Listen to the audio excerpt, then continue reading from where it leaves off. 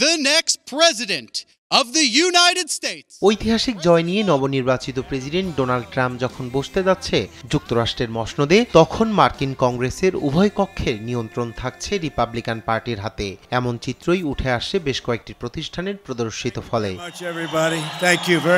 বুধবার Edison research, CNN সহ বেশ কয়েকটি প্রতিষ্ঠান জানায়, মার্কিন কংগ্রেসের নিম্নকক্ষ প্রতিনিধি পরিষদ নিয়ন্ত্রণ করার মতো পর্যাপ্ত আসন পেয়ে গেছেন রিপাবলিকানরা।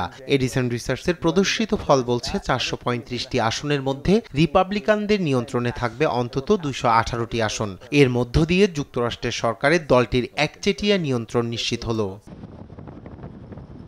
দলটি ইতিমধ্যে কংগ্রেসের উচ্চকক্ষ সিনেটে 100 আসনের মধ্যে অন্তত 52টি আসন নিয়ে তাদের সংখ্যাগরিষ্ঠতা নিশ্চিত করেছে। বিভিন্ন সূত্রের বরাতে সিএনএন জানায়, প্রতিনিধি পরিষদের পরবর্তী স্পিকার হিসেবে সর্বসম্মতভাবে মনোনয়ন দেওয়া হয়েছে বর্তমান স্পিকার মাইন জনসনকে। 3রা জানুয়ারি পরিষদের ভোটের মাধ্যমে চূড়ান্ত হবে এই মনোনয়ন।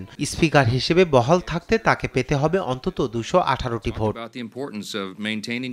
এদিকে প্রতিনিধি পরিষদের সংখ্যাগরিষ্ঠ দলের নেতা হিসেবে পুনর্নির্বাচিত হয়েছেন রিপাবলিকান প্রতিনিধি স্টিভ স্কেলিস।